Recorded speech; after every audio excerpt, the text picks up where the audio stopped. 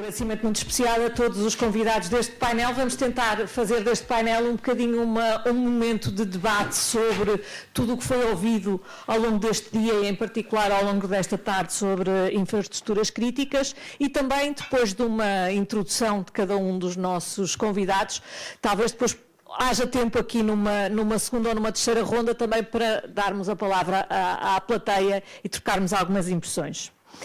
Eu, se calhar, abria aqui as perguntas e começava por fazer a primeira pergunta ao Sr. Contra-Almirante. E porquê? Porque nós, de facto, estamos aqui hoje num painel sobre infraestruturas críticas, a falar sobre investimento, a falar sobre sustentabilidade, mas também a falar sobre defesa. E vamos ser francos, há 5, 10, 15 anos, se calhar a defesa não estaria tanto na ordem do dia. A defesa e os temas de geoestratégia e de política geoestratégica voltaram à agenda. A pergunta que eu lhe deixava é, desse ponto de vista, e relacionando com as infraestruturas críticas, o que é importante, primeiro, que a Europa tenha como prioritário e depois também que Portugal, quer no contexto europeu, quer no contexto da sua própria soberania, tenha como prioritário? Muito obrigado. Boa tarde a todos. Eu começava por um pequeno enquadramento geopolítico. Nós vemos as notícias, quase a banalização daquilo que é o conflito hoje em dia e tudo nos parece demasiadamente distante. E, efetivamente, existe uma ameaça latente, ela é real, ela está presente e, efetivamente, existe uma falsa percepção, e eu assisti há pouco à apresentação do Sr. Portugal, relativamente ao investimento versus a distância relativamente. É efetivamente essa falta de percepção da ameaça. Nós não estamos no ponto mais longe da Ucrânia, nós estamos num ponto de maior vulnerabilidade se olharmos a outro tipo de ameaça. E essa é a verdadeira realidade do que temos. O que é que nós temos hoje em dia? Temos, sobretudo, uma proliferação de ameaças low cost, facilmente acessíveis sem acesso a tecnologias militares, capaz de provocar disrupções a nível do tecido social de uma forma incrível e com uma capacidade de assimetria descomunal. O que é que eu quero dizer com isto? Com um drone de 100 euros eu consigo fazer a disrupção de uma rede elétrica, eu consigo fazer a disrupção de um porto ou eu consigo fazer a disrupção de um meio que me gera um dano de muitos milhões, se não bilhões de euros. Estas ameaças deixaram de ser unidimensionais, passaram a ser multidimensionais. Elas têm as dimensões tradicionais, mas têm também as dimensões que hoje aparecem perante a defesa, o espaço e a cyber. Eu não preciso de destruir fisicamente instalações quando eu posso disrompê-las funcionalmente. E é neste aspecto, e, Sr. Doutor, agradeço muito a pergunta, que aparecem as questões das infraestruturas críticas e do que é efetivamente crítico para nós. Energia, comunicações, mobilidade. Qualquer ataque vai ser nestas áreas. Energia, pelos motivos óbvios, lembram-se o apagão, aparentemente acidental, não há comentários a fazer, podia não ter sido acidental. E aquilo que podemos ter a certeza é que aquilo é replicável de uma forma deliberada. E se um dia o fizerem, vão fazê-lo de uma forma que não seja reversível. Segundo, comunicações. Não sei se têm a noção, isto não é nenhuma inconfidência, apareceram muitas notícias nos mídia. Houve diversos navios, múltiplos navios, que andaram semanas a fio, à nossa frente, à frente da costa africana, a seguir exatamente o posicionamento dos cabos de comunicação submarinos. Não houve imersão de veículos, não houve nada, mas seguiram exatamente essa posição. O que é que eu quero dizer com isto? Quero dizer que a mensagem foi: nós sabemos onde estão. E nós sabemos onde estão porque, como sabem, os principais cabos que ligam a internet da Europa para a América do Sul saem aqui de Portugal. E a internet, 90% dela passa por cabos e não por via de ondas eletromagnéticas. E, portanto, o que é que eu quero dizer com isto? Comunicações é a segunda vertente, finalmente a terceira, mobilidade. Nós criámos um continente que é um continente vulnerável a todo o tipo de mobilidade. É fácil desromper tudo o que seja mobilidade. Porto de Lisboa, há pouco ouvi falar do Porto de Lisboa. Quem pensa na disrupção pensa de uma forma alternativa. Eu, para disromper o Porto de Lisboa, eu pego no telemóvel, telefono e digo que tenho 2 minas colocadas no centro da Barra de Lisboa. E já não há Porto de Lisboa até chegar a força da NATO que vem do norte da Europa. O que é que eu quero dizer com isto? Estamos vulneráveis. E, portanto, as infraestruturas críticas são tudo aquilo que assegura, digamos, o funcionamento do nosso país enquanto sociedade. A defesa não é estritamente a ação militar, a defesa é também a nossa própria resistência enquanto sociedade para continuarmos a trabalhar. E, portanto, estas infraestruturas que falamos hoje, portos, estradas, pontes, hospitais, são tudo infraestruturas que nos vão permitir, numa situação de conflito, numa situação de disrupção, manter um funcionamento da nossa sociedade da melhor maneira possível. E, portanto, o que é que isto significa? Que temos que olhar para estas infraestruturas de uma maneira que nós não olhamos. Não me querendo alongar muito mais. Guerra da Ucrânia, o que é que ela nos mostrou? Estas infraestruturas têm que ser resilientes, ou seja, quando afetadas, elas têm que ter formas de continuar a operar, se não na sua capacidade total, numa capacidade reduzida. Mas eu deixaria aqui como mote, efetivamente, é isto que é a nossa realidade hoje em dia. Não é uma realidade de ficção científica, não é o que a CNN nos diz, não é o que outros nos dizem, mas efetivamente é neste o nosso mundo do dia-a-dia que hoje temos. Muito obrigada. Eu passava aqui, talvez, ao Sr. Engenheiro Carlos Mineiro Alves. Aires, peço desculpa. E pegando aqui no que estava a dizer o Sr. Cotra Almirante, eu acho que talvez fazia sentido falar um bocadinho do ponto de vista da construção do que é que são infraestruturas críticas e mais, também do ponto de vista da interconexão, porque nós não podemos obviamente olhar para Portugal separado. E curiosamente, uma das coisas que já aqui foi falado é dizer, há quem considere que Portugal é periférico, mas olhando do ponto de vista, Portugal também pode ter uma grande centralidade. E, portanto, eu gostava de ouvir um bocadinho sobre isso. Muito obrigado. Boa tarde a todos. Obrigado pelo convite, antes de mais. Efetivamente, nós sempre nos achamos e fomos olhados como o país mais periférico da Europa, por razões óbvias, até desde logo em desenvolvimento. Nós, com a situação político-militar que está a atravessar a Europa e dos receios, nós acabamos por ter uma centralidade atlântica. Eu penso que isso hoje é comumente assente. Portugal, já foi dito aqui e redito, portanto, nós somos um hub de comunicações, os cabos submarinos saem de cá, mas isso também nos traz responsabilidades acrescidas.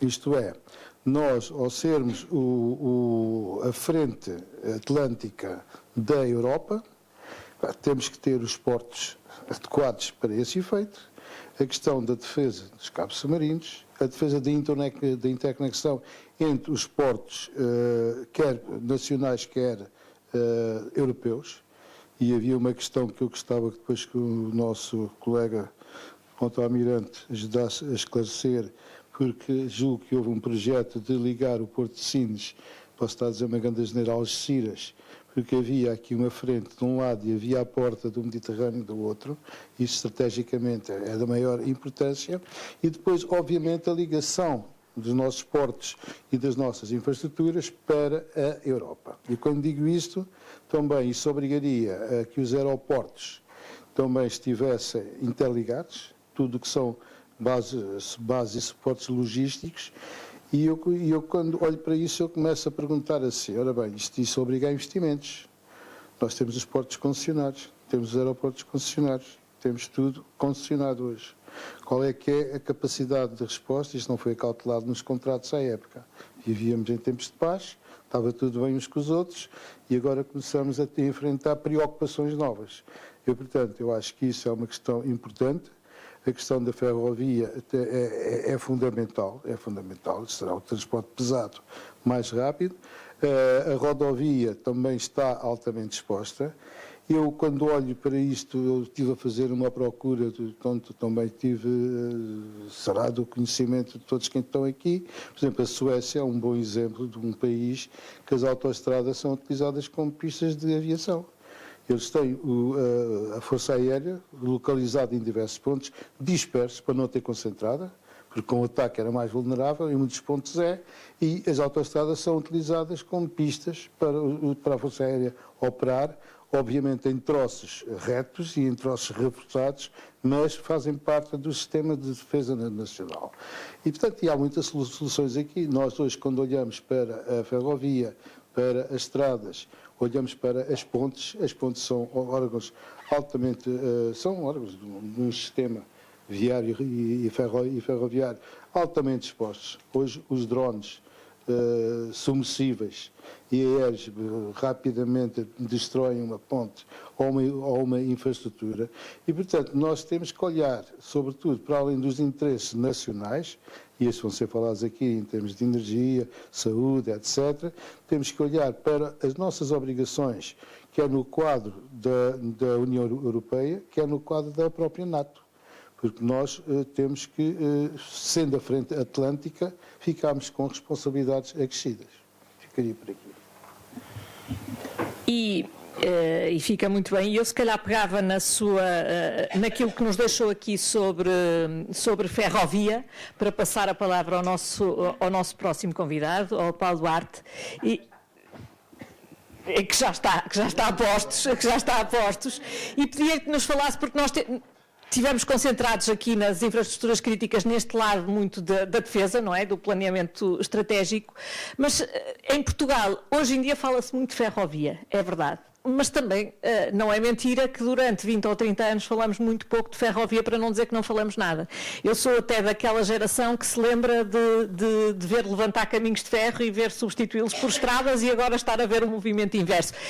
Que importância é que tem o planeamento do ponto de vista da ferrovia e o planeamento a longo prazo? Porque nós estamos a falar em decisões que tomamos agora, mas que ficam durante 30, 40, 50 anos. Antes de mais, muito obrigado à PTPC, Cluster AEC, pelo convite aqui ao cluster ferroviário, e é nessa perspectiva que irei aqui. Falando de infraestruturas, aqui o engenheiro Carlos Fernandes estará, de facto, preparado para isto sobre as mesmas, mas digamos que vivemos aqui dois momentos muito críticos. Primeiro, a ferrovia, de facto, entrou na ordem do dia, recentemente, e quando falo recentemente, falo nos última meia dúzia de anos, tendo começado no Ferrovia 2020, focado nas mercadorias, o PNI 2030 e agora o tema forte que é a alta velocidade, que de repente parece que o foco virou todo para a defesa e a ferrovia ficou um pouco em stand-by. Digamos que temos que ver esta questão a dois níveis. Primeiro, ao nível, agora, nos investimentos que estão a ser feitos em termos estruturais, e aqui a IP, melhor que ninguém, está a assegurar isso, no sentido de serem feitas as obras e as infraestruturas da maneira adequada. Ouvimos durante o dia todo de hoje falar no BIM, na integração, na necessidade do BIM, mas há que ter cuidados relativamente a isso, porque, infelizmente, ainda vivemos situações críticas em que o projeto é feito em BIM, mas depois as especialidades já não são. Ou seja, a iluminação, o ar-condicionado já não está e, portanto, não permite a integração e não permite a correta adequação ou tirar partido da tecnologia que está a ser implementada em termos da digitalização, que depois nos permitirá, por exemplo, utilizando inteligência artificial, se tiver de facto tudo digitalizado e otimizado, um problema que haja dentro de uma estação subterrânea, portanto, consegue-se despoltar mecanismos imediatos de reação se de facto fizermos e construirmos da maneira adequada. Ou seja, BIM, IoT, tudo aquilo que hoje falamos durante todo o dia. Isso por um lado, em termos daquilo que está a ser feito de raiz.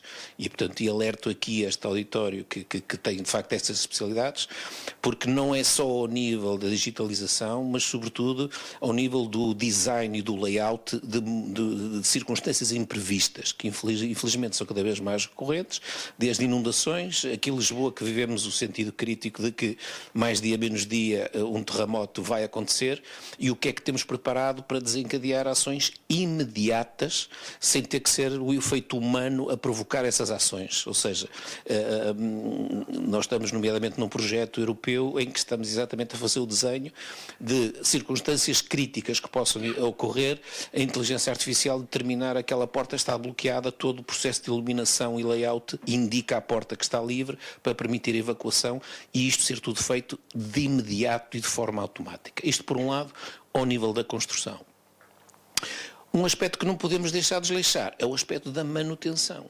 Porque, de facto, nós, em termos ferroviários, temos estruturas, de facto, muito antigas. Eu abstenho-me agora de ir buscar as razões porque é que temos estes anos todos antiquados, mas, na minha opinião, foi essencialmente motivos económicos, não é? Porque o cash-cow gerado aos governos por imposto sobre combustíveis e passar a responsabilidade dos transportes para os privados era uma tentação para qualquer governo e, portanto, os investimentos públicos na ferrovia, pesadíssimos e nada rentáveis, era muito mais simples e portanto, ilógico. Passamos essa responsabilidade para os privados, eles compram carros, pagam um IVA em cima de imposto automóvel, que já agora dupla tributação é proibida na Comunidade Europeia, mas a multa compensa, e o imposto sobre combustíveis, que é um cash-cow para o governo brutal, não é? E, portanto, viveu-se estas décadas esse abandono. O que é que mudou? Mudou o Green Deal, que as normas europeias obrigaram, meus senhores, até 2050, 50% de transporte de mercadorias e pessoas tem que ser feita por via marítima ou ferroviária. E, portanto, as coisas mudaram. E estamos agora a tentar recuperar. Finalmente, um aspecto relevante, e aqui quanto ao cluster da ferrovia, que é a ferrovia é um setor extremamente exigente em termos de certificação e homologação. Se uma entidade não tem um produto ou serviço homologado, pura e simplesmente não entra. E as empresas portuguesas têm, até fruto desses não investimentos, não tiveram esse cuidado ao longo do tempo. Ou seja, por vezes eram fornecedoras do setor ferroviário, mas deixavam de fora a certificação e a homologação. Ou seja, nós perdíamos a mais-valia. Nós exportávamos rodas para a Espanha, que recebiam uma homologação e voltavam para dentro para as entidades portuguesas vendidas 4 vezes mais caras. Ou seja, a fama que temos, que Portugal tem baixa produtividade, na verdade nós trabalhamos mais horas que os alemães, por exemplo. O problema é que não focamos na mais-valia. E aqui na ferrovia, a mais-valia está na certificação e homologação. E por isso é que nós criamos um centro de competências ferroviário, que é uma entidade que acompanha as empresas, as PMEs, o que é que têm que fazer para de facto estar homologadas e certificadas nos seus produtos, porque não basta chegar ao fim com um produto ou bem a certificar. Isso não acontece na ferrovia. Tem que ser de início o software certificado, a máquina certificada, o operador certificado, para que no fim tenha a certificação e homologação necessária. Por isso se criou o Centro de Competências e o Relcolab, também uma entidade pronta a prestar serviços às empresas. Portanto, ou seja, do ponto de vista de ferrovia, aqui nesta situação crítica, não só naquilo que está a ser feito de novo, as nossas empresas nacionais poderem participar, porque é fundamental nós industrializarmos a ferrovia, em vez de comprar tudo chave na mão, por um lado, e por outro lado olharmos para a manutenção, que é um problema corrente, crítico, que temos que de facto em mente, porque, para terem uma ideia, o comboio mais recente que a CP tem 22 anos, o Alfa Pendular tem 25. Portanto, todo o resto é mais velho. Portanto, nós temos um parque de material circulante completamente velho, o termo é este, enquanto estamos à espera desde 2019, 22 comboios, não vieram, foi embargado, não chegou. Agora o concurso 117, vamos ver quando é que conseguiremos ter. Portanto, ou seja, em termos de situações críticas, esse cuidado agora na construção, com as novas tecnologias, e no caso da manutenção e as nossas empresas, que é aqui o foco, de facto a certificação e a homologação é crítica para estarem neste setor. E agora, antes de passar a palavra à Rita Moura, se calhar aproveitávamos e ouvíamos aqui as infraestruturas de Portugal. E o Carlos Fernandes já se falou, já deixaram aqui muitas pistas e já lhe deixaram aqui a batata quente, mas eu pegava nesta última coisa que aqui ouvimos, porque de facto, muitas vezes, quando nós falamos de infraestruturas e quando falamos de infraestruturas críticas, muitas vezes põe-se o pendor na construção, quando a manutenção é tão ou mais importante, sobretudo quando estamos a falar de infraestruturas críticas, que muitas vezes, como dizia aqui bem o Sr. Controle Almirante, nós muitas vezes não nos lembramos sequer de quão essenciais elas são, até o momento em que uma delas falhe. Então, muito boa tarde, muito obrigado também pelo convite. De facto, Infraestruturas de Portugal gera um conjunto de infraestruturas de redes que são todas elas críticas. Em primeiro lugar, e o mais normal, as mais naturais de que nos lembramos logo, é a nossa rede rodoviária, são 17 mil quilómetros de estradas, felizmente com alguma redundância, e portanto, ao contrário da ferrovia em que temos menos redundância, nas estradas há alguma redundância, quando acontece um problema numa via, um evento climatérico, como qualquer outro evento que aconteça, nós temos normalmente alternativas. Na ferrovia já é um bocadinho diferente e portanto a nossa rede não tem de facto ela própria muitas redundâncias. Quando temos um problema na linha do Norte, na linha do Sul, dificilmente conseguimos ter alternativas e os problemas obviamente numa rede desta dimensão vão acontecendo. Portanto, a nossa missão, neste âmbito, é proteger estas redes, é assegurar a sua resiliência e a continuidade de uso, ou seja, quando existe um evento, qualquer que ele seja, procurar que rapidamente se possa ultrapassar as consequências desse evento e repor em funcionamento as infraestruturas. Depois temos mais um conjunto de outras infraestruturas, normalmente menos conhecidas, mas que também estão a nosso cargo e que desempenham outras funções. Foi concessionado à IP o anel CAM, portanto o anel de fibra óptica, o cabo submarino, que liga o continente à Madeira e aos Açores. É um processo que está a correr, portanto o cabo vai ser instalado e vai ser, no fundo, mais uma infraestrutura crítica que vai ficar sob coordenação da Infraestruturas de Portugal. E depois temos toda a nossa rede de fibra óptica e os nossos data centers, que são usados em primeiro lugar para apoio e suporte à exploração ferroviária, mas que são também disponibilizados ao mercado. E, portanto, há um conjunto de operadores comerciais, a Vodafone ou a nós, que utilizam essa rede e, portanto, ela é tratada também com especial cuidado da nossa parte, nomeadamente temos criado, além desse primeiro canal, um canal redundante ao longo das nossas estradas e caminhos de ferro, mas cada vez mais, e o Estado-Maior também tem uma relação forte connosco, nós temos construído um conjunto de ligações, de comunicações, que tem a grande vantagem de estar sobre um operador público português, que é a IP Telecom, e portanto dá uma segurança. Estamos a ligar ao Exército, somos parceiro NATO certificado, temos um conjunto de ligações também fortes entre as várias áreas governativas, os nossos data centers, que são também, mais uma vez, usados para apoio à exploração rodoviária e ferroviária, são também disponibilizados ao mercado. Temos um conjunto muito vasto de entidades públicas e privilegiamos essencialmente o trabalho e a parceria com essas várias entidades públicas, também mais uma vez o Exército, onde alojamos um conjunto de serviços, um conjunto de entidades nas nossas áreas como a Autoridade Tributária, como o Ministério da Administração Interna, com muitas outras entidades públicas que se vêm vindo a instalar nesses nossos data centers. Também um bocadinho a questão que nós conhecemos como a cloud, é uma cloud portuguesa, digamos uma cloud de um parceiro público e que dá obviamente um conjunto de segurança. E portanto, a nossa preocupação relativamente é proteger. E proteger de quê? Proteger de acidentes e de incidentes, proteger de ciberataques, proteger de eventos climatéricos extremos. Portanto, há um conjunto de eventos, alguns novos, alguns mais antigos, alguns que a próprio desenvolvimento das infraestruturas criam mais espaço para que possam acontecer. Dou-vos um exemplo. Nós estamos a introduzir sinalização eletrónica na nossa infraestrutura ferroviária. É uma aposta, obviamente, para aumentar a fiabilidade, a segurança, tudo isso. Mas isso cria outros riscos. Todos nos lembramos daquilo que foi o maior acidente ferroviário que aconteceu em Portugal, Alcafaz. Havia um catenamento telefónico, havia 2 operadores, um em cada estação, que ao mesmo tempo mandaram avançar 2 comboios, um regional e um interestacional. E quando o fizeram, o segundo que mandou avançar apercebeu-se que era o segundo comboio, não trouxe via única. Ambos sabiam que havia 2 comboios em marcha em direção ao outro e que iam chocar e iria acontecer um acidente extremo na nossa rede. Mas não havia capacidade de informar os comboios, porque não havia telecomunicações, não havia comunicações com os comboios.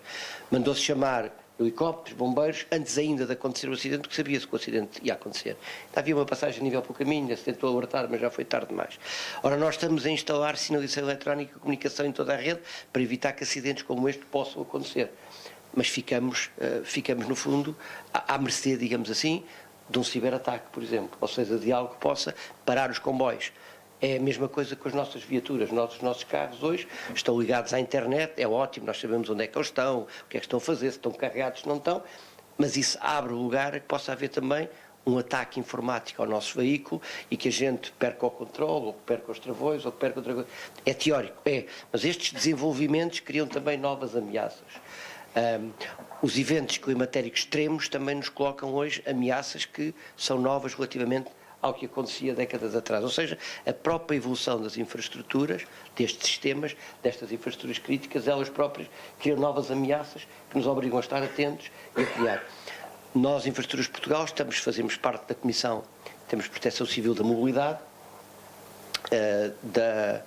das Comunicações e da Cibersegurança, exatamente porque temos envolvência, quer direta, comunicações e mobilidade, quer em termos de ciberataques, cibersegurança, porque obviamente as nossas infraestruturas estão cada vez, todas elas, as nossas, qualquer umas, estão cada vez mais suscetíveis e, portanto, é uma das áreas de enorme preocupação nossa também, é a cibersegurança das nossas infraestruturas.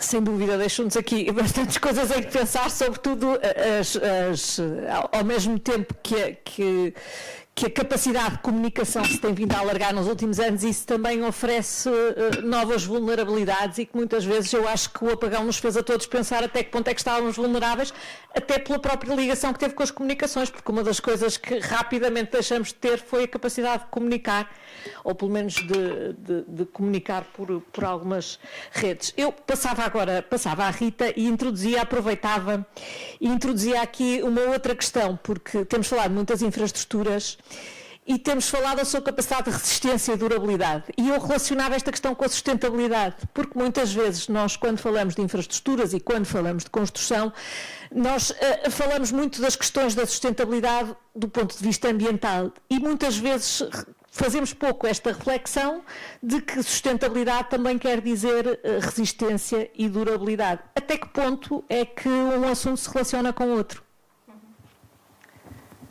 Bom, eu penso que tudo o que temos estado a falar corrobora nesse tema, vamos dizer assim, porque o que é que nós percebemos, e basicamente já foi referido aqui da visita que tivemos, a missão AEC a Bruxelas, em que tivemos no Parlamento Europeu e também na NATO, e de facto houve aqui a indicação de que há uma necessidade de aumentar a resiliência das nossas infraestruturas, como o Sr. Contra-Almirante disse, não só pelas causas normais que estávamos habituados, ou seja, face às ações normais, leia-se, os engenheiros trabalham com um regulamento, com uma base de ações a que as infraestruturas vão estar sujeitas.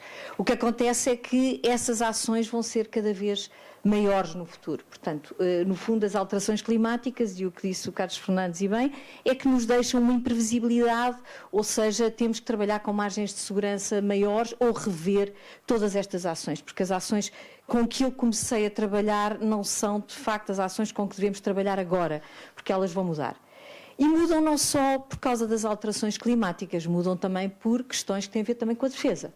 Portanto, na NATO falaram sobre essas questões, ou seja, as nossas pontes vão ter que resistir a outras ações que, se calhar, o Contra-Almirante sabe muito melhor do que eu, mas vão ter que nos transmitir quais são essas ações para nós podermos calcular, digamos, as pontes, a própria dimensão dos túneis, etc., para, no fundo, acomodarem tudo aquilo que é um funcionamento diferente que nós não estamos habituados. A boa notícia é que, normalmente, em termos de design de uma estrutura, isso leva-nos a necessidades de maior robustez, vamos dizer assim em palavras simples. E tanto numa situação como noutra, portanto. Portanto, eu dava aqui um exemplo perto de Lisboa. A ponte 25 de Abril e a ponte Vasco da Gama.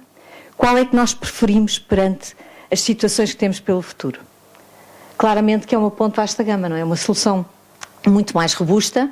Uma ponte 25 de Abril tem fragilidades, além da sua idade, não é? Porque também já é antiga, digamos assim, mas tem fragilidades. Portanto, o cabo é apetecível para situações que o Contra-Almirante pode imaginar, não sei o que é que se pode fazer àquele cabo. Mas aquele cabo, se acontecer alguma coisa, nós sabemos o que é que acontece à ponte, não é? Já na ponte Vasco da Gama não era tanto assim. Portanto, era mais difícil de provocar danos complicados. Bom, isto para dizer o quê? Há infraestruturas críticas e há infraestruturas supercríticas. Não sei se foi inconveniente. Não é assim, só se tiverem lá os drones a passar não é boa ideia, mas se não tiverem os drones está perfeitamente capaz, as infraestruturas de Portugal têm feito todas essas vistorias. Mas se calhar tínhamos de ter mais atenção, eu vejo aquele cabo muito exposto, por exemplo, quando vou ali a Alcântara, ele está ali, ou seja, se calhar temos de ter mais atenção a esses aspectos.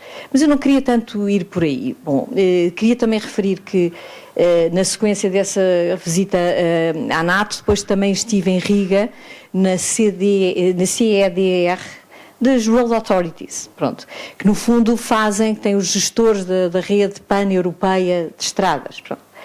Eles estão com imensas preocupações no sentido, e por acaso a boa notícia é que Portugal foi bem citado, ou seja, as nossas pontes são mais recentes do que as pontes europeias em geral. Porquê? Porque as pontes na Europa tiveram um grande boom de construção, pontes e túneis, etc., depois no decurso do Plano Marshall. Portanto, pelos anos 60 foi o grande pico de construção.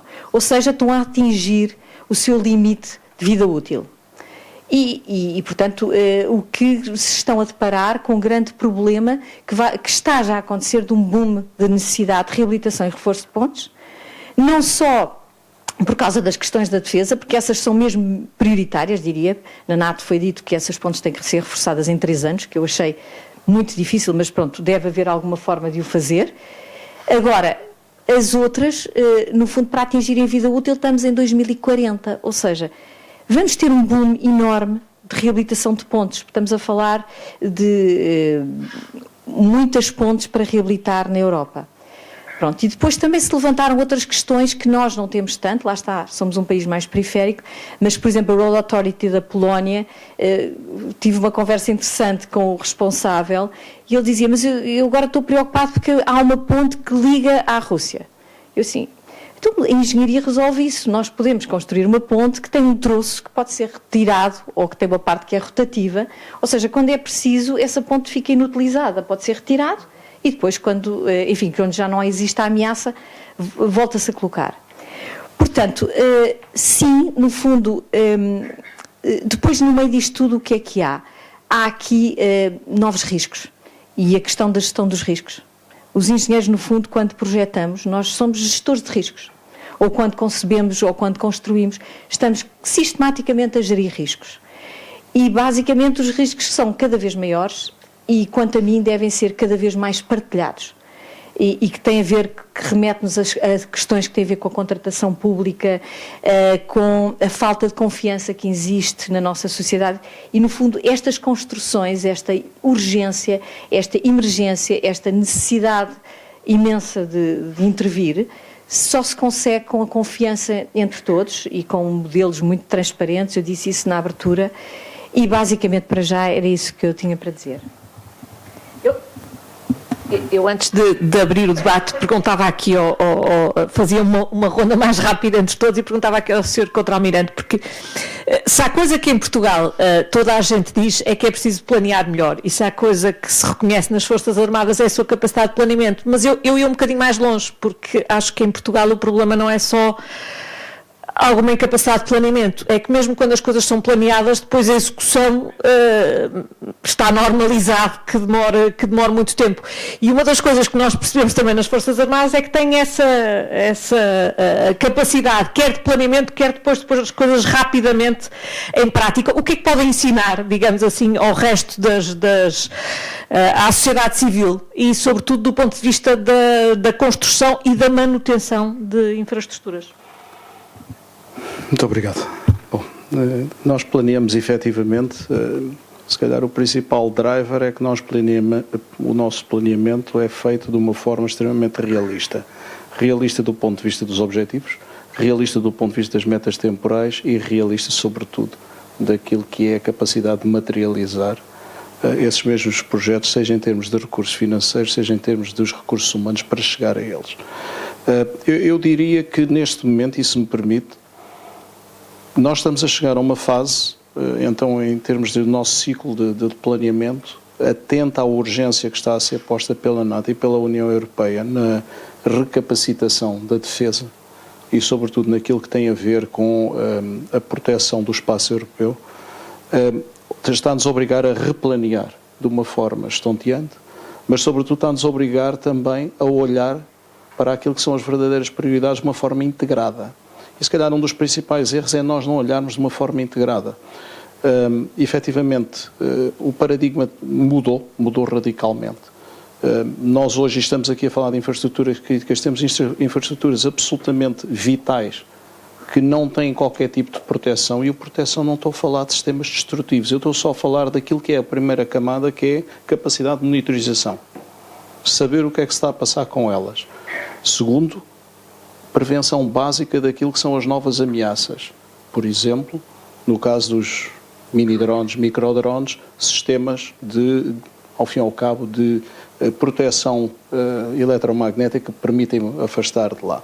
Tendo dito isto, o que é que eu queria dizer? Queria dizer, sobretudo, estamos a replanear globalmente. Não há uma solução milagrosa. Eu penso que, efetivamente, há um grande problema. Normalmente, quando falamos de infraestruturas, falamos, efetivamente, de obras que são eminentemente longas, são eminentemente de longa fase de implementação, projeto também, e isso tem tido também algo que se calhar muda com maior facilidade, e há pouco eu vi isso numa comunicação, que é a volatilidade que é induzida pelos ciclos políticos, não só nacionais, mas também europeus. A defesa tem passado um bocado, eu diria, ao lado disso. E porquê? Porque a defesa está ancorada num padrão que não tem mudado, que é o padrão NATO. Portanto, quem nos define os novos níveis de ambição, quem define são os países perante a NATO. E isso tem sido estável ao longo do tempo e, portanto, é possível planear quando há essa estabilidade. E, portanto, esse rumo existe. Essencialmente, para haver uma capacidade de planeamento, tem que haver, efetivamente, um rumo, seja ele estratégico, seja ele ao nível nacional, seja internacional. E é isso, efetivamente, que a defesa, felizmente, tem tido. E talvez a principal diferença. Sr. Engenheiro, há bocado estávamos a conversar aqui sobre as necessidades de manutenção, e eu acho que uma das coisas que talvez explique o facto de haver muito mais apetência, digamos assim, por fazer obra do que por conservar as coisas, tem muito a ver com a autoria, não é? Toda a gente reconhece o mérito político de quem fez um viaduto ou de quem fez uma ponte, do arquiteto, do engenheiro. Ninguém sabe o nome de quem manteve essa ponte, de quem manteve essa estrada, de quem manteve essas carruagens. Mas, na realidade, a manutenção e a conservação são tão ou mais importantes que a nova obra, provavelmente mais importantes, porque a generalidade daquilo que temos que fazer e daquilo que temos que acautelar é a conservação e não a construção. Digamos, obrigado. É uma pergunta interessante. Digamos que as nossas infraestruturas estão a atravessar um bocado, estão a recorrer ao SNS. Não conseguem ter consulta e não conseguem ser observadas. Não conseguem entrar no urgência. Exato. Vamos lá ver. E nós temos tido os exemplos que nós estamos a atuar por reação e em vez de atuar por precaução e dentro das coisas.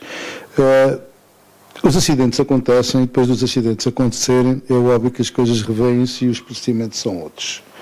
Mas, em Portugal, não há uma cultura de manutenção.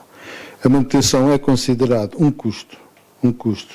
E veja-se o que é que acontece. Eu vou só falar em alguma coisa. A primeira geração de hectares feitas em Portugal para tratar esgotos caíram todas no abandono e foram irrecuperáveis, foram substituídas, todas, porque não houve manutenção, enferrujaram, caíram para o lado. Olhamos para o parque público habitacional. É lamentável que se deixe degradar a habitação.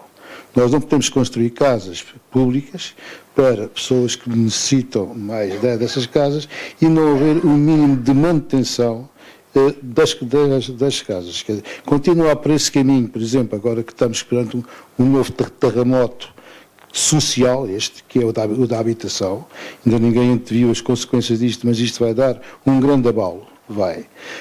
Portanto, se fizermos habitação sem prever a conservação e a manutenção, vamos criar novamente um elefante, que são as casas degradadas e o estado em que se encontram hoje. Infelizmente, estamos a contar do fim, estamos em terceiros em pobreza energética, não é por acaso. E, portanto, para não estar a monopolizar a conversa, eu acho que é perfeitamente urgente que quem não o tem, a infraestruturas de Portugal, nesse caso é um exemplo, porque alterou os procedimentos, mas há muitos mais que não têm. Quem não o faz é pensar seriamente em que a manutenção e o levantamento das necessidades faz parte da vida e da conservação da obra. As coisas são para existirem. Há bocado estava-se a falar aqui nas carruagens e não sei o que. O metro em Estocolmo, há carruagens de 1951 a circular. E elas estão lá. Porquê? Porque são mantidas, são revistas, são remontadas, de que é substituído tudo, até faz parte da patina que o próprio metro tem, ter carruagens antigas. E, portanto, acho que isso é uma cultura que, efetivamente, tem que existir, para não viver, por exemplo, como nós fazemos em muita coisa, em muitas áreas, na ferrovia ou no material circulante, que é a canibalização, andar a tirar peças de um para pôr noutros, etc. Tem que haver outra cultura a nível nacional, porque essas culturas, até nos países que têm pouco dinheiro, são mais indicadas.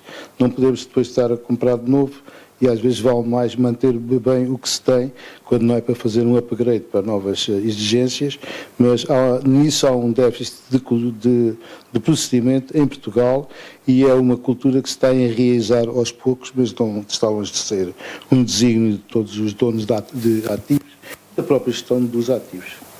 É um bocadinho como se a manutenção é aquela coisa que só reparamos quando alguma coisa corre mal, porque se tudo correr bem é daquelas coisas que ninguém tem mérito. Queria perguntar agora acerca da ferrovia, um bocadinho para devolver aqui o debate, porque uma das coisas que também eu acho que se percebe em Portugal é que nós temos tendência para ter um debate, e primeiro para estender os debates técnicos. A ferrovia eu acho que não tem em conta a quantidade de debates que eu já ouvi sobre traçados e bitolas, com pessoas que, como eu, não têm a mínima noção do que isso seja, e, portanto, a facilidade com que as pessoas se transformam em especialistas de coisas que não percebem rigorosamente nada, e, portanto, até que ponto é que isso perturba a nossa capacidade de planeamento e de manutenção e criação de infraestruturas essenciais. E depois, lançava aqui novamente uma coisa também que já ouvi, que tem a ver com a confiança, acho que era a Rita que falava, porque o clima de enorme desconfiança em relação à contratação pública levou a que nós normalizemos aquilo que vimos aqui, não é? Dizer, é normal que demore décadas a tomar uma decisão e é normal que entre o tempo entre o momento em que se toma a decisão e o momento em que ela chega ao terreno passem 10 anos. Eu perguntava se isto é mesmo um desígnio ou se há alguma coisa que se possa fazer para contrariar isto. Bom, eu espero que sim, que se possa fazer, não é? Aliás, estamos esperançados que se consiga. Eu penso que todos temos a noção de que o tomar decisões tardias ou não tomar decisões custa-nos muito dinheiro. A todos, nos nossos impostos. Por isso é que temos uma das mais altas taxas de impostos da Europa. Portanto, porque, de facto, essas ineficiências nós pagamos-las todas caras. Reparem, a alta velocidade em Espanha, por exemplo, o início do troço de alta velocidade foi financiado pela Europa a quase 80%. Logo o início, depois, posteriormente, regularizou e ficou mais ou menos nos 30%. Nós vamos ver atrapalhadíssimos a ver se conseguimos cumprir as datas para ir buscar os fundos comunitários, porque senão vamos perdê-los e vamos pagá-los todos, em impostos, não tenhamos dúvidas. Portanto, este atraso nas decisões e o processo burocrático que hoje, falamos durante todo este evento, quer o Código da Contratação Pública, a análise ambiental, tudo isso são tramas, eu costumo chamar, são as nhanhas, que a gente sacode, mas fica sempre agarrado. Para a gente sacode, resolve e fica outra vez agarrado. É terrível. E, de facto, mas quando está debaixo de um guarda-chuva público, digamos que não há culpados e quem paga é sempre o mesmo, todos nós. Porque, na verdade, e hoje de manhã falou-se nisso nas entidades público-privadas e das PPPs, o que é verdade é que no setor privado não há cá guarda-chuvas. Se há prejuízo, quem foi o culpado e não volta a acontecer. Na função pública não há culpados e, portanto, está pago por natureza e pagamos todos. Mas eu acredito que estamos numa fase em que estamos sensibilizados para isso e que, de facto, vamos conseguir acelerar e fazer aqui uma diferença. E eu gostava de chamar a atenção aqui um pormenor, que, por um lado, também estamos a falar de sistemas críticos, mas também gostava de falar de oportunidades críticas, porque, na verdade, o facto de estarmos na cauda da Europa, portanto, longe dos países de leste, isso dá-nos algumas vantagens competitivas geoestratégicas, porque, de facto, o estarmos longe significa que podemos ter capacidade de resposta industrial, à construção, à manutenção, à criação de novos produtos e serviços em segurança. A nossa engenharia é altamente qualificada. Não é normal na Europa um engenheiro falar 3 ou 4 línguas. E o português é. Fala português, fala espanhol, fala inglês, sem dúvida nenhuma. E depois fala o francês, o italiano ou o alemão. Isso não é normal. Portanto, são características que nos são únicas, são inatas, para além da nossa capacidade de resolver problemas. Que, de facto, eu lembro-me de um contacto com um japonês, há um problema. O japonês ia ao blocking e sabia, o passo aí este. O problema é quando não estava lá. E ele bloqueava completamente. Fala com o chefe do chefe, aquilo parou ali, não andava mais. E o português chegava, qual é o problema disso? Espera aí, faz aqui um bypass, ainda está resolvido. São características que são inatas. Pronto, o que não se pode, pois, exato, o que não se pode é ficar cativo disso, mas nós temos de facto capacidades inatas e isso representa oportunidades de estarmos aqui nesta cauda da Europa, e é por isso que nós andamos há 4 anos a dizer aos alemães, façam aqui uma auto-Europa ferroviária. De facto, há uma procura grande pela construção de material circulante, o mercado não consegue dar resposta. Uma encomenda do comboio demora 5 anos a ser entregue. E, portanto, há necessidade de criar novas unidades industriais. E Portugal pode ser atrativo nesse aspecto. Do ponto de vista militar, indiscutivelmente para a NATO significa a porta de entrada para a Europa. Portanto, os nossos portos têm que estar capacitados, a nossa ferrovia tem que estar capacitada para produzir de acordo com as especificações que a NATO nos der, para nós rapidamente conseguirmos colocar esses produtos ao serviço, por um lado militar, mas por outro lado defesa, o tal critério dual que aqui temos que ter sempre em mente de, ok, vamos aproveitar estes fundos para que em caso da circunstância usar num caso ou no outro. Portanto, ou seja, não é só este terror da situação crítica e de facto nós na visita a Bruxelas e à NATO foi de facto, eu por mim, falo por mim, não tinha noção de quão crítico era a situação.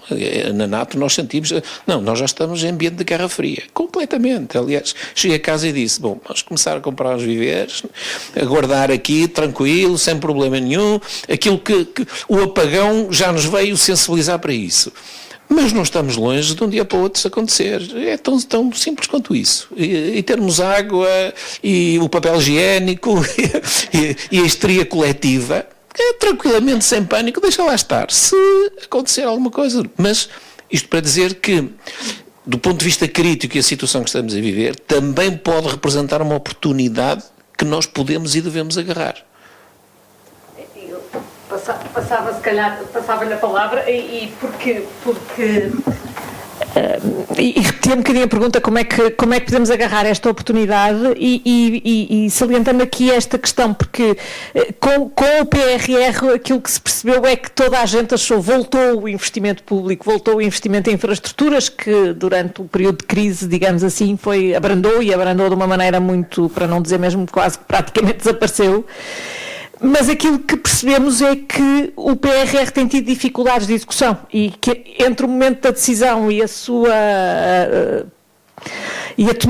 entre a tomada de decisão e a sua execução há de facto um período que é relativamente longo. O que eu pergunto é como é que o podemos encurtar, que eu acho que é o objetivo mais ou menos comum. Eu vou juntar essa resposta do PRR à resposta dos investimentos e da manutenção. Mas do PRR, nós estamos relativamente bem em Infraestruturas de Portugal, somos o maior executor financeiro em Portugal.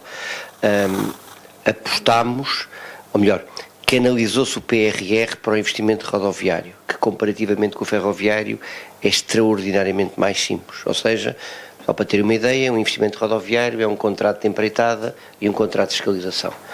Um investimento ferroviário implica uma panóplia de contratos, sinalização, telecomunicações, certificações, empreitadas, compra de materiais, equipamentos, etc. E, portanto, o Governo, nós, optou por, de facto, canalizar o investimento PRR para obras que podiam acontecer num prazo mais curto. E esse é o ponto que eu se calhar voltava à questão anterior, que é a questão dos tempos e dos planeamentos. Muitas vezes os atrasos que se identificam tem a ver com atrasos que podem acontecer, mas tem muitas vezes com mau planeamento ou planeamento errado logo desde o início. E muitas vezes não se tomam em consideração estas questões, como limitações de materiais, de equipamentos, ou de empresas, ou do próprio mercado em si, ou de licenciamento, um conjunto de fatores que não entram dentro do próprio planeamento. O Ferrovia 2020, quando foi lançado, o Ferrovia 2020, PETI 3+, foi o primeiro plano ferroviário em muitas décadas. E previa, e nós fomos perseguidos desde esse momento, previa em fevereiro de 2016, numa sessão, no PowerPoint, que alguns dos projetos iam ser feitos em 4 anos. Projetos de empreendimentos. Linha do Douro, por exemplo. Nem o projeto de engenharia estava sequer concursado. Como é que se consegue fazer um concurso público, contratar um projeto? A seguir fazer o projeto, estudo prévio, projeto de execução, fazer a avaliação de impacto ambiental, depois ter os licenciamentos, avançar para uma empreitada que nunca dura menos de 1 ano, contratar essa empreitada, fazer uma obra que dura pelo menos 2 a 3 anos e fazer isso tudo em 4. É obviamente impossível, mas quando esse planeamento é publicado em 4 anos, por um conjunto de razões, chame-se pressões políticas, chame-se desejos de otimismo das entidades, fundos comunitários, normalmente, e isto prende-se com a segunda questão da manutenção do investimento. O investimento é feito em Portugal à boleia quase sempre de fundos comunitários. Tem coisas boas, porque obviamente é financiado externamente, tem coisas muito complicadas, porque o quadro comunitário são 6 anos. E, portanto, nós temos autorização para lançar aquele empreendimento, fase de projeto, no início do quadro. Portanto, o quadro começa em 2014 e o Governo, na altura, diz, sim, senhora, podem fazer o investimento da linha do Douro porque vai haver fundos. E começa-se em 2014 a acelerar para fazer um investimento num quadro comunitário de 6. O investimento ferroviário nunca demora menos de 8. Portanto, já estamos fora do quadro comunitário. Portanto, para que os fundos sejam aprovados, nós temos que inventar um cronograma que caiba dentro dos 6 anos, que é manifestamente impossível. E, portanto, estas coisas depois repetem-se e conduzem a uma imagem complicada. E porquê é que nós normalmente temos mais facilidade em fazer investimento que manutenção? Por isto mesmo. De onde é que vem o dinheiro de investimento dos fundos comunitários? É muitas vezes muito mais fácil de aprovar. Temos todas as autorizações para fazermos investimento, porque obviamente tem mais impacto público, tudo isso, mas temos ali um objetivo temporal, que é, se não aprovarmos aquele investimento nestes 2 ou 3 anos, perdemos os fundos, então vamos aprovar. Vamos fazer um investimento na linha do Douro, vamos fazer um investimento numa ponte, o que seja. E depois veio o dia seguinte, em que é preciso, ano após ano, aprovar orçamentos onde se faz manutenção rodoviária, ferroviária, de edifício, etc. E essa, às vezes, nem sempre dá o sinal no dia seguinte que falha a manutenção. Durante a Troika, cortou-se imenso a manutenção. Na rodovia, na ferrovia, em todos os setores não havia dinheiro, não estamos aqui a culpar ninguém, não havia dinheiro. A ferrovia, em 2016, os níveis de serviço da ferrovia estavam cá em baixo. Porque, de facto, é como a história do burro e do cigano, quer dizer, não se alimentou o burro, ou do inglês, não se alimentou, e há um dia que o burro morre. Demora um tempo até o burro morrer por falta de alimentação. Estava a ficar tão baratinho o burro e de repente morreu. E as infraestruturas é assim, a gente vai tirando dinheiro, há um dia que as coisas acontecem. Nós, por exemplo, nós gerimos 7.500 obras de arte. Nós temos inspeções regulares, em função do tipo de obra de arte, do seu estado de conservação. Vamos lá, vemos como é que está, fazemos um inventário, quer com equipas próprias, quer com equipas externas. Se é preciso, fazemos intervenção, programamos. Em função do seu estado de conservação, temos prazos para intervenção. Às vezes ficamos à espera que nos dê autorizações para poder intervir, porque obviamente essas intervenções precisam de autorizações financeiras e tudo isso. E às vezes é fácil numa obra de arte explicar a quem manda que esta obra de arte tem que ter uma intervenção, senão há aqui um problema complicado.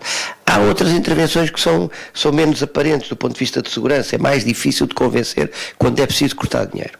Mas dou-vos aqui o exemplo, também já falámos de PPPs e de Orçamento de Estado. Numa PPP, a PPP tem uma vantagem e uma desvantagem, que é, quando se aprova, diz, epá, isto é um monte de dinheiro durante 30 anos. Mas naquele monte de dinheiro está lá, consta o projeto, a construção e toda a manutenção. Aquela entidade, que é uma sociedade de veículo construída só para aquilo, só faz aquilo. E tem garantido os recursos obrigatórios para fazer o projeto, a construção e a manutenção. Portanto, o Estado, ou IP, no caso de uma PPP, é obrigado a pagar religiosamente àquela entidade, também para os financiamentos, durante os 30 anos. Aquela entidade nunca terá falta de dinheiro para fazer as intervenções que é necessário. Ao contrário de muitas entidades públicas, que quando o dia vem que é preciso manutenção, nós temos N contratos de conservação, de manutenção ferroviária, de via, de catenária, de edifícios, de sinalização, etc. Basta faltar-nos a autorização para um desses contratos faltar, nós ficamos imediatamente coxos, não temos capacidade de intervir ao nível que devemos intervir. Quando estamos a falar desta primeira PPP1 de alta velocidade, aquilo que foi aprovado, alguém diz, isto vai custar 4 mil milhões em 30 anos, mas esses 4 mil milhões têm tudo. Se nós pensarmos numa linha equivalente de 70 km que fizemos entre Évora e Alvas, estamos a acabar agora, custou 700 milhões a construção, também obviamente foi a dívida pública, com certeza, o Orçamento do Estado também lá vai, e vai ter manutenção durante 25 anos. Quanto custa? Ninguém sabe. Ninguém sabe, não quer dizer que custe mais ou custa menos. É algo que vai ser contratado ano a ano. Mas não há, de facto, uma clarificação numa infraestrutura pública, é mesmo assim, de quanto custa nesses 30 anos. Nem se irá existir verbas suficientes nos vários orçamentos de Estado, ou seja, se há alguma troika pelo caminho ou outra coisa, que nos vai tirar a capacidade de fazer este investimento. Porque, reparem, mesmo durante a troika, nunca faltou dinheiro, por exemplo, para todas as PPPs, porque é um problema gigantesco que se deixa de se pagar. São N instituições financeiras internacionais, é o Banco Europeu de Investimentos, etc. Não falta dinheiro. Agora, se formos perguntar a cada uma das entidades públicas responsáveis pela manutenção de infraestruturas em Portugal, a todas elas, de certeza, faltou dinheiro, porque não havia dinheiro para nada. Cortaram-se os ordenados, cortaram-se as pensões, cortou-se a manutenção dessas entidades. E, portanto, muitas vezes os problemas de manutenção têm a ver com isto. Não há recursos suficientes, não há dinheiro suficiente para depois, durante os 25 anos, e não é uma coisa que acontece no ano seguinte. Vai acontecendo, as coisas vão se deteriorando e às vezes há um acidente ao fim de vários anos e a culpa está lá atrás, porque de facto se cortou, não se devia ter cortado. E para terminar esta ronda, antes de passar... Sim. Pois, eu acho que, de facto, o que o Carlos Fernandes disse é muito interessante.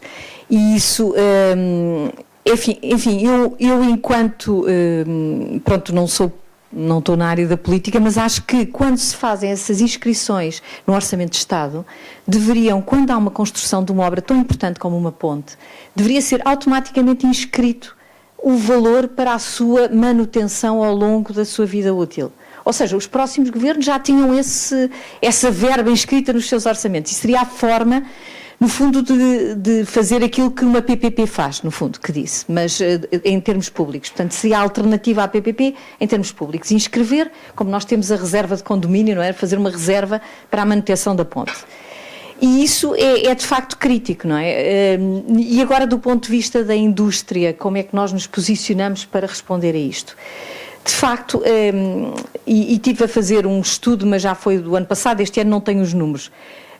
O orçamento de Estado para a habitação e infraestruturas era absolutamente ridículo, era 0,4%, era menos de 1%, seguramente.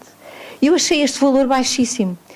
E pronto, é comparar com as outras verbas que estão inscritas, claro que a saúde é a maior delas todas, a educação, etc., mas acho muito pouco, talvez agora esteja um bocadinho mais, do que a verba global do Orçamento de Estado, mas de facto 0,4 era muito pouco.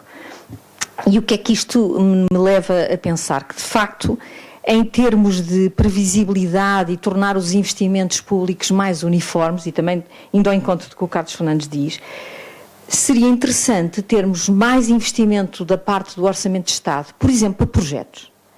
Pronto, para projetos que anteviam estes ciclos de investimento europeus e que já, no fundo, nos davam, ou seja, nós, enquanto Estado, tínhamos uma série de projetos em pipeline para quando viessem os investimentos europeus, temos tudo prontinho e não ser esta atabalhoação, que eu sei que é difícil, eu acompanho a IP e sei que fazem quase o impossível, porque estão a fazer em 7 anos aquilo que, se calhar com o tempo, nós tínhamos desenhado um projeto, tínhamos tudo pronto para quando vêm os fundos europeus as coisas serem fluidas. E dessa forma termos um investimento mais uniforme e dessa forma as empresas também perceberem que o investimento é uniforme e também investirem em inovação produtiva e, de facto, capacitarem-se para responderem a esses investimentos uniformes plurianuais. Pronto, com muito menos riscos. Portanto, eu acho que isso é também um desafio e que nos leva, de facto, a uma maior prosperidade para o país, a ver, de facto, um investimento do Estado também nas infraestruturas e na habitação e não dependermos só dos fundos comunitários, porque isso não me parece uma boa política. Pronto, eu agora estou aqui a meter-me em política, mas como estou pela Ordem dos Engenheiros, posso falar também nestes termos, certo? Pronto, é isso. E eu agora perguntava se alguém quer colocar alguma questão. Já vejo aqui. 2. É melhor recolher 2 questões ou 3? Está bem, então, exatamente, sim. E diga, faz. Para além desses factos que mencionaram, existem alguns casos que são absolutamente gritantes. Por exemplo, na Península de Setúbal foram renovadas 25 paragens do comboio que estão desativadas, sem nenhuma utilidade, e até causaram, no caso pessoal, pessoa mesmo que prejudicada, eu fiquei sem comboio. Portanto, o meu valor acrescentado foi negativo. E é um programa a fundo perdido. E era uma região, e é a região mais pobre de nutrias. E, portanto, onde é que está a coerência desse facto do investimento que tem um resultado negativo? Obrigada. Vamos só juntar aqui outra questão antes de... Sim. Uma questão para o Sr. Vice-Control-Almirante. Um dos riscos relativamente às infraestruturas críticas, ponto 25 de Abril tem um risco de colapso em caso de ataque. Queria lhe perguntar qual é o risco disso inutilizar a base naval de Alfeite e comprometer a ação da Marinha Portuguesa. Obrigado. Não sei se mais alguém tem... Só queria dizer uma coisa, já agora. Eu estou a ver ali outra... Se calhar vamos recolher as questões... Sim. Eu trabalhei na JAI e quando entrei para a JAI havia o plano a longo prazo, a médio prazo e o plano a ser executado, que eles iriam ajustando em função das necessidades, dentro da tal programação que falou. É só isso. Eu se calhar vou ouvir mais uma pergunta e depois vou dar para encerrarmos, sou pena depois, senão não terem tempo para responder. Faz favor. Bom dia, boa tarde. A minha questão é um bocadinho ao contrário, é que estamos muito...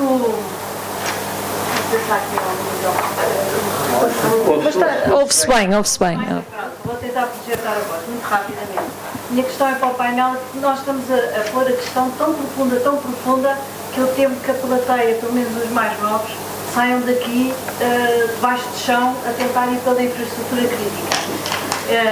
Eu sou arquiteta de formação, portanto, e trabalho na Câmara de Lisboa como assessora, e uma das coisas que eu gosto de fazer passar é a questão da problemática das pessoas.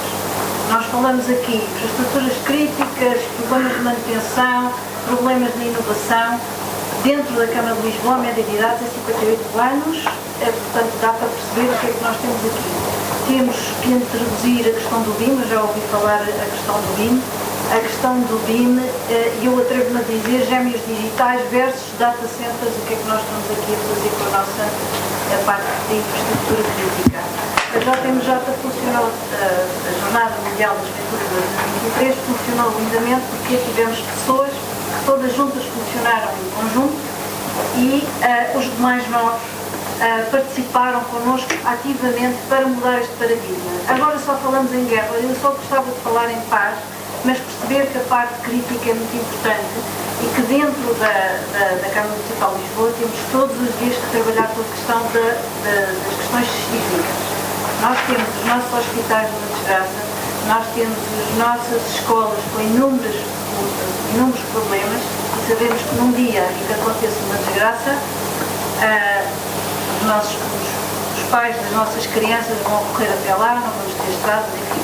Estamos a trabalhar para isso, mas queria, acima de tudo, deixar uma missão de positividade, porque senão saímos todos a fugir. Eu atrever-me a dizer que nós, quando falamos em defesa e em guerra, é precisamente para garantir que nos mantemos em paz. Essa é que é precisamente por isso. Eu se calhar agora... Eu passava a palavra e deixava que comentassem, que respondessem a algumas perguntas concretas e comentassem. Bom, eu começava pela sua pergunta, Sr. Arquiteta. Efetivamente, o Sr. Tarcísio Meirelles já respondeu. Nós não estamos a falar de guerra, nós estamos a falar de resiliência, estamos a falar em pegar daquilo que temos e ver de que forma podemos torná-las funcionais no dia-a-dia. Não vamos alterar o nosso dia-a-dia, agora temos que ser realistas. Aquilo que nós julgávamos que existia já não existe. Ainda continuamos, quando estamos à frente do ecrã da televisão ou de outros ecrãs, a achar que é tudo virtual. Não é. Se apanhar um avião e voar 4 horas e meia, garanto-lhe que não é virtual. Tendo dito isto, as prioridades acabou de as dizer. tudo aquilo que mencionou são tudo preocupações nossas e são preocupações de defesa. Defesa não é ir para a guerra. Defesa é saber como é que o nosso país continua a funcionar em qualquer situação. Porque eu vou-lhe dizer, não há infraestrutura que resista a um míssil, não há infraestrutura que resista a um ataque militar. Isso não existe, não é disso que nós estamos a falar. Porque se aquele não é suficientemente potente, a seguir vai haver um que vai ser suficientemente potente. Portanto, não é disso. Falamos exatamente no oposto, na prevenção e, sobretudo, como é que conseguimos ter a noção do que é que vai suceder no caso de uma infraestrutura falhar, o que é que eu vou ter como alternativa. E, portanto, pactuo e subscrevo exatamente o que diz. Nós temos que falar de paz, temos que falar daquilo que nos é importante e daquilo que é o dia-a-dia. Agora, ter a noção efetiva daquilo que é efetivamente crítico neste tecido, que é o tecido que apoia a nossa sociedade. Finalmente, muito rapidamente sobre a ponte não vai abaixo dessa maneira. É preciso muita coisa para pôr aquela ponte cá em baixo.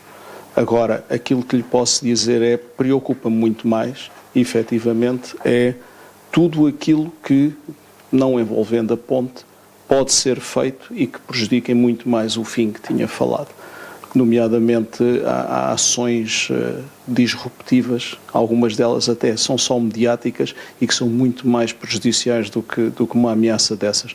Não só uma ponte daquelas não se põe cá em baixo com essa simplicidade, como naturalmente existem formas também de prevenir isso. E a primeira é mesmo a proteção física da ponte e a vigilância da ponte. E, portanto, eu continuaria a passar, como passo diariamente na ponte sobre o Tejo, com substancial tranquilidade. Desculpa que alterei aqui um bocadinho a ordem, se calhar mantemos a ordem. A falha foi minha.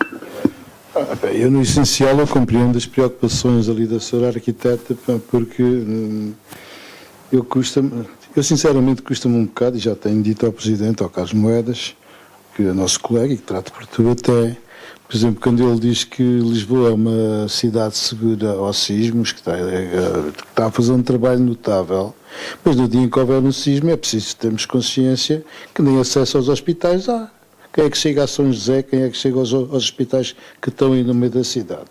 As avenidas vão ficar todas tapadas com entulho e, portanto, isto não há nada como as pessoas estarem cientes do que é que vai ser a confusão instalada. E isso vai acontecer um dia, não é se acontecer, vai acontecer. Pronto. Já não acontece há tantos anos. O que é que custa dizer no nome disto tudo? Eu lembro-me do tempo da Guerra Fria, da outra Guerra Fria. E nós estamos a entrar outra vez numa loucura destas, não é? Na altura, havia as bases militares, os americanos fizeram pistas em cimento rapidamente na guerra, aqueles abrigos ovais para levar as tropas e tal. E nós estamos a repetir raciocínios desses, a tentar mitigar coisas que, se forem irreversíveis, como dizia aqui o Sr. Contra-Almirante, se não vier com uma bomba de 500 quilos, vai com uma de 1 tonelada e, portanto, a exposição é altamente elevada. Nós temos que realmente tentar precaver ou tentar, de alguma forma, antecipar as consequências que pode ter uma coisa destas e mitigá-las, porque anulá-las é muito difícil. Eu passaria à questão de Setúbal aqui para o engenheiro Carlos Fernandes, que as infraestruturas, a respeito dele, respondendo à senhora arquiteta, eu penso que é uma questão, não é pensar na defesa, é uma questão do nosso dia-a-dia, uma coisa que nós vemos muito na televisão, que são os exercícios nas escolas básicos de saídas de emergências e medidas a tomar de emergências. Isso é o beabá que efetivamente se vê pouco, é cultural. Mas se calhar então parabéns a Lisboa, porque não é o resto, creio que se passa no resto do país, mas nas escolas das minhas filhas. Eu creio que a senhora arquiteta estava a chamar a atenção para o facto de nós termos muitas vezes hospitais e escolas que precisam da manutenção, muitas vezes até manutenção mais básica, e que é verdade, basta nós irmos, se formos a universidades, vamos constatar a mesma coisa. O que nós constatamos não é todos, mas E muitas vezes, portanto, aqui é realmente a circunstância de fazer o teste e antecipar e ter as pessoas com, em termos quase de subconsciente, o caminho a seguir e o que fazer, mas há outras coisas mais, por vezes, muito simples de fazer logo no início. Eu estou-me a lembrar de uma vez que estava no CITEV, no cluster dos têxteis, que estão a desenvolver um tecido sensorizado com sensores que, para além de ser à prova de vandalismo, antissujidade, antifogo, tinha sensores incorporados que permitiam saber a cada instante quantos passageiros estavam dentro de um veículo, por exemplo, e inclusivamente tecidos luminescentes. No caso de uma emergência em que foi tudo abaixo, não há energia, de facto havia luminosidade para sair do local. E isso, por vezes, poderíamos, de alguma forma, nesta perspectiva, porque estamos a falar de situações de emergência. Dentro de uma estação de metro, se não houver de facto energia de todo, nem os sistemas alternativos forem abaixo, como é que saímos dentro da estação?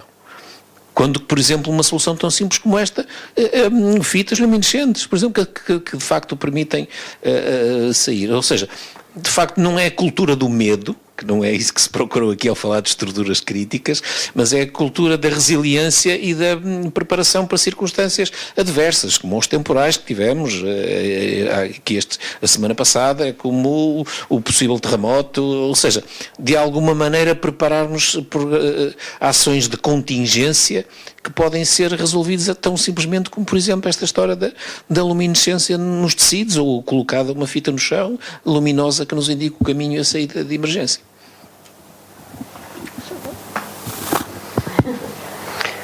Sobre Setúbal, eu estou quase há 10 anos na IP, mas não tenho ideia de intervenção em 25 estações em Setúbal, portanto deve ser algo, imagino eu, mais antigo do que isso. Em termos de supressão de comboios em Setúbal e investimentos, portanto deve ser algo ainda, mas podemos eventualmente falar no fim para perceber um bocadinho melhor o que é que se passa. Relativamente aos planos da JAI, nós hoje felizmente fala-se muito que Portugal não tem planos, mas já há bocadinho foi referido os vários planos que existem a vários prazos.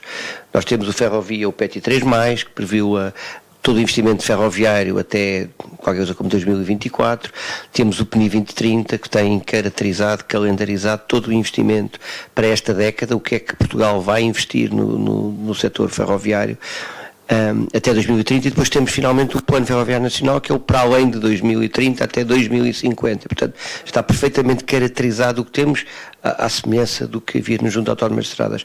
Felizmente, do ponto de vista rodoviário, hoje em dia está muito feito, está quase tudo feito, mas muito do que faltava fazer foi agora calendarizado no âmbito de uma nova resolução do Conselho de Ministros, a 69 de 25, que caracterizou totalmente tudo aquilo que são os investimentos que vão ser feitos ao longo, eu me imagino, 7, 8, 10 anos a partir daqui. Portanto, temos planos que existem e que estão, na medida do possível, a serem seguidos rigorosamente. Relativamente ao BIM, nós donos de obra, nós IP, nós metros do Porto e de Lisboa, estamos a começar a dar os primeiros passos relativamente a isso, mas tem que ser passos com alguma cautela. O mercado não está ainda preparado, o mercado de projetistas, para responder, salvo raríssimas exceções, e portanto se nós começarmos a lançar concursos nesta altura exclusivamente para serem feitos e elaborados em BIM, nós não temos resposta do mercado, e portanto no que estamos a trabalhar em termos dos donos de obra é preparar efetivamente o mercado, dar confiança ao mercado para que invistam nesta nova tecnologia.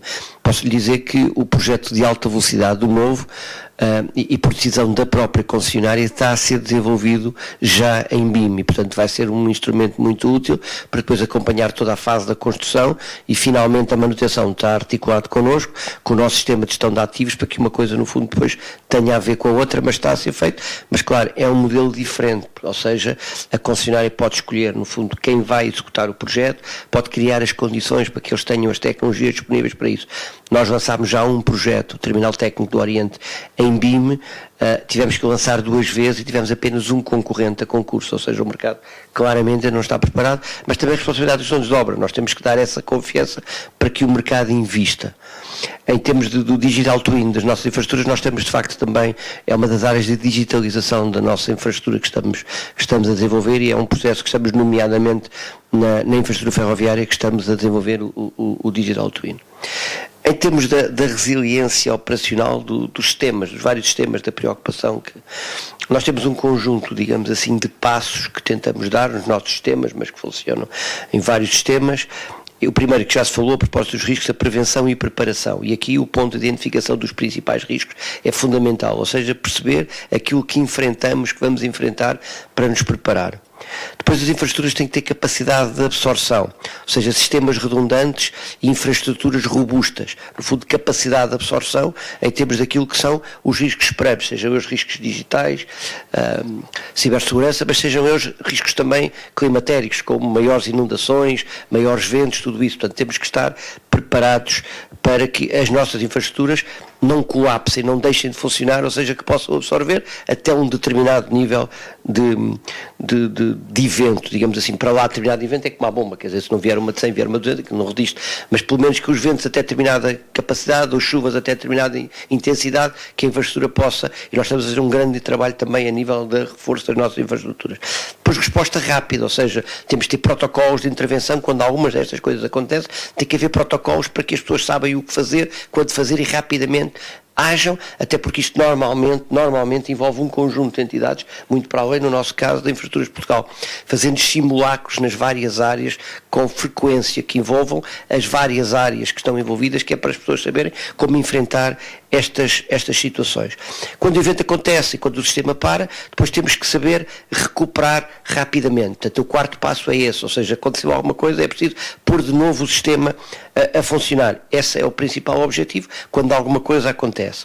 E ao longo do tempo, e o quinto passo é a adaptação das infraestruturas, seja elas, mais uma vez, do ponto de vista digital, do ponto de vista da própria infraestrutura. Dou-vos um exemplo. Estamos agora a modernizar a linha de vendas novas. A linha de vendas novas tem 70 km e tem 70 passagens hidráulicas. Nós vamos substituí-las praticamente todas. Porquê? Porque hoje as cheias são de muito maior volume e, portanto, todas aquelas passagens hidráulicas que estavam construídas há mais de 100 anos, pelos cálculos atuais já não são suficientes e, portanto, vamos substituí-los. Uma parte importante desse investimento é este. E estamos a fazer também progressivamente. Estamos a subir a cota, muitas vezes, quando intervimos quando modernizamos uma infraestrutura ferroviária, em determinados troços subimos a cota, exatamente para ela ficar mais defendida. E, portanto, esse é o passo da adaptação e são, no fundo, estes 5 passos que nós damos, que nós, no fundo, concluímos para cumprir uma das nossas missões, que é, no fundo, proteger a infraestrutura e assegurar a sua resiliência em caso de algum destes eventos, ao caso possa ocorrer. Bom, respondendo assim mais ou menos no conjunto das questões, para não alongar muito, de facto acontece que, pronto, eu para já não queria alarmar ninguém em relação ao ponto 25 de Abril, longe de mim, estava só a compará-la com a ponto Vasta Gama e acho que nos tempos atuais preferimos uma estrutura mais robusta, isso tem sido dito, e portanto do que uma estrutura, ou seja, com mais hiperstaticidade, no fundo, uma estrutura que nos dá outras garantias, além de que a ponto 25 de Abril já tem 60 e qualquer coisa antes, não é? Portanto, e a Vasta Gama é mais recente. Portanto, isso era um off the record desta parte. Relativamente à questão sísmica e à defesa, eu diria que, no fundo, o que é que acontece? No fundo, estamos a falar de intervenções de uso dual, digamos, intervenções que tanto servem uma área como outra. Porque não há dúvida que todo este aumento de resistência, de robustez, serve para os dois efeitos. Ou seja, nós estamos digamos que estamos, no fundo, se queremos a paz, temos que nos preparar para a guerra, isso foi o que foi dito na NATO, mas não estamos a pensar na guerra, porque, no fundo, estamos a reforçar as nossas estruturas que já vão ficar assim para sempre. Também para a questão sísmica. E pronto, e em relação a Lisboa, eu concordo que devia ser feita uma avaliação de vulnerabilidade de determinados edifícios. E existem ensaios de análise dinâmicas, de análise dinâmica experimental que podem ser feitos aos edifícios. No fundo, os edifícios são como uma corda de uma viola, que tem um determinado modo de vibração. E, portanto, nós podemos fazer essas análises dinâmicas com ruído de fundo, da cidade e conseguimos inferir qual vai ser o comportamento desse edifício perante um sismo, uma explosão, o que for, ou uma ação de vento muito intensa.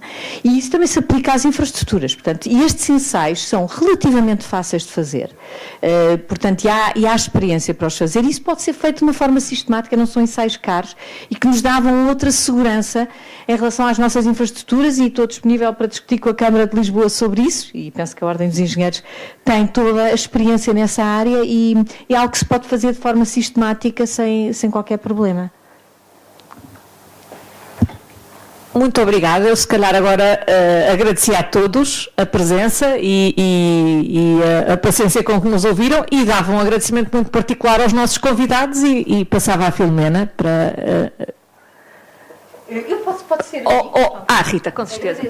Eu peço ao Sr. Bastonário, Engenheiro Fernando Almeida Santos, para nos dizer umas palavras de encerramento do evento, se faz favor, porque eu penso que não está aqui o Secretário de Estado da Economia, portanto, se não te importa.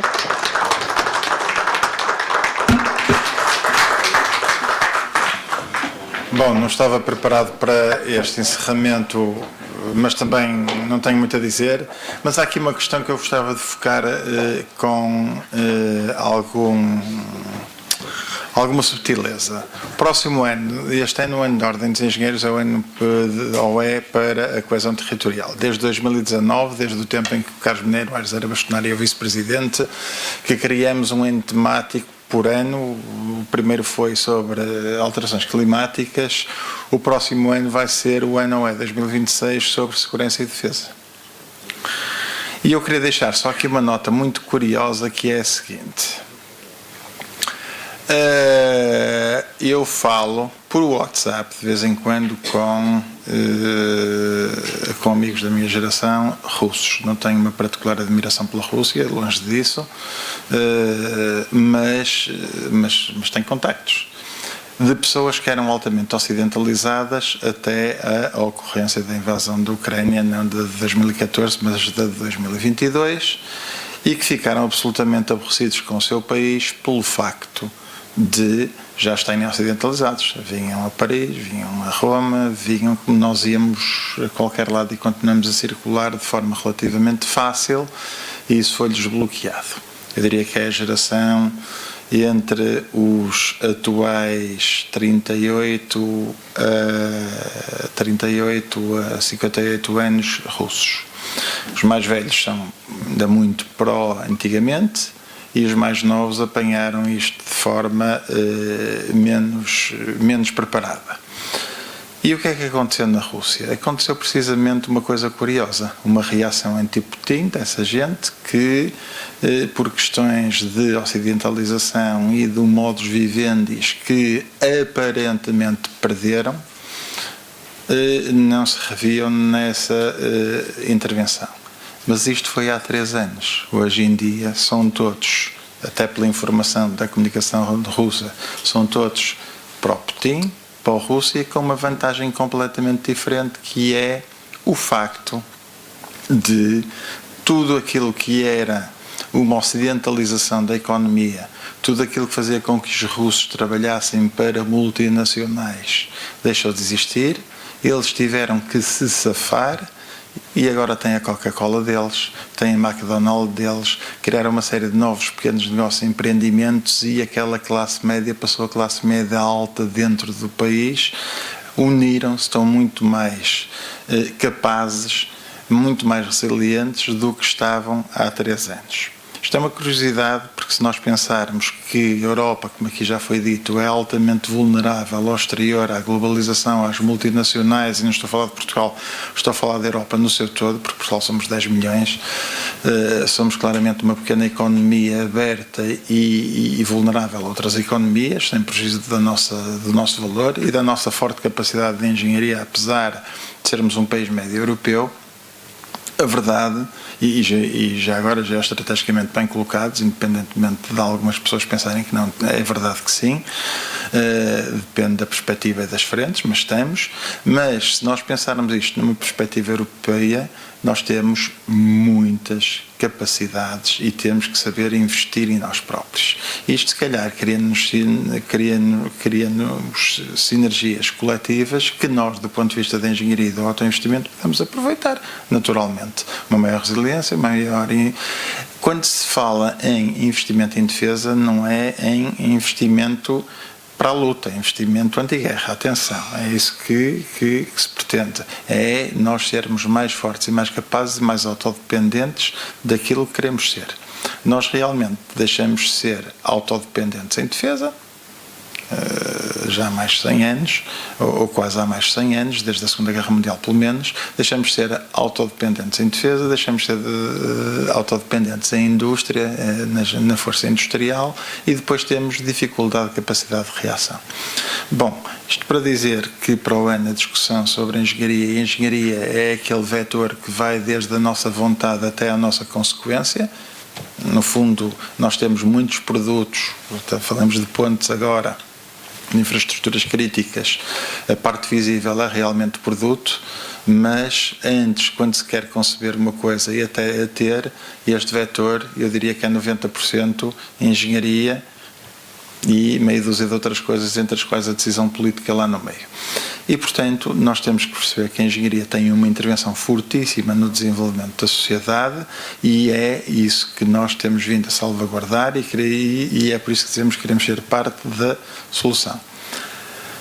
Finalmente, relativamente a questões que têm a ver com aquilo que eu comecei, que é a questão da Rússia, se nós pensarmos que somos melhores a ser empregadinhos de nós mesmos que empregadinhos dos outros, como eu costumo dizer, mais uma vez, e fecho por aqui, e acho que nós temos todas as condições para isso, nós, europeus, neste caso, e depois ao seu nível por país, conseguimos criar muito mais riqueza e proximidade. A única coisa que nós temos vindo a reforçar é que há muito boas decisões, o IP até é um excelente exemplo português, não está em causa, do ponto de vista da decisão e da execução, mas há muito mais Portugal para além do IP e nós precisamos de muito mais capacidade de execução.